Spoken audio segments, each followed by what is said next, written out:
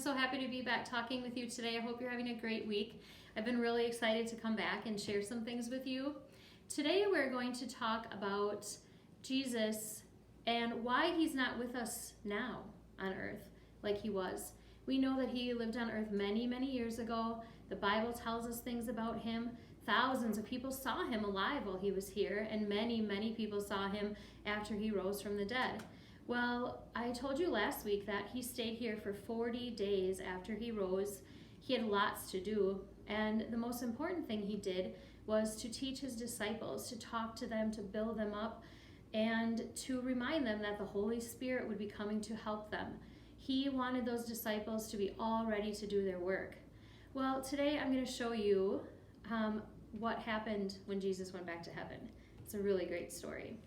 So one day, Jesus was out with his disciples, and they walked up to a hill outside of town, and he had his friends with him, and he began to explain to them that he wanted them to go out to all the world. So not just their little town or even their country, but the whole world. That Jesus needed his word to go across oceans even, to get to everyone, because Jesus needed everyone to know about him and believe in him, because he wants us all to be with him in heaven. So he told the disciples this, and then he said that he was going to bless them, and he put his hands up like this. And when he started to do that, he started to ascend into heaven. Now, ascend is just a word that means go up. So if you picture walking upstairs, you're ascending up the stairs. So that's a big word, but that's all it means, is going up. So Jesus is with his friends, and when he put his hands up, he actually started to ascend, to go up back home, to be with his Father in heaven. So he was going up, up, up, up. And his friends, as you can see, were like this, which is exactly what I would do if I saw someone going up, up, up into the sky. And as they were watching, a cloud covered Jesus, and they couldn't see him anymore.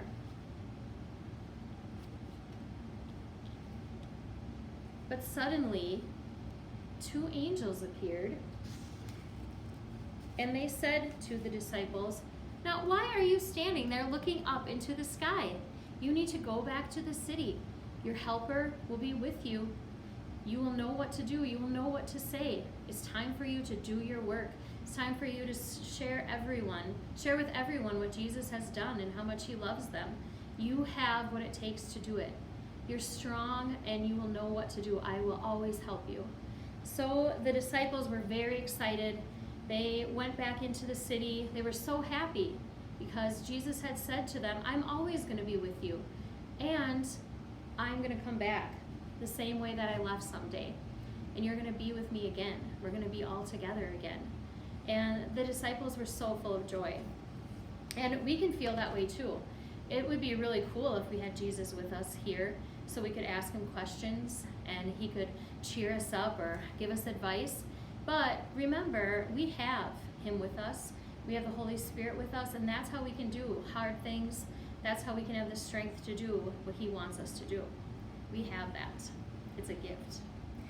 I thought maybe you might want to make your own cloud at home, so you can share the story of Jesus' ascension, how he went up, up, up to heaven. This is just a fun little thing that I thought you could try at home. I just cut out some white paper, and see how clouds are kind of floofy and floppy, so they don't have to look a certain way. Then I just take some glue stick, and you can get it all over here. These are my kind of projects because they're very fun.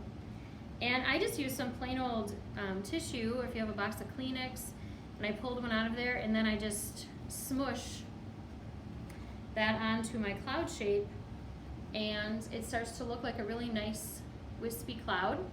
Now, if you're a person who likes a fluffy cloud, which I don't blame you, very pretty, then you can do the same thing, except for grab some cotton balls like this.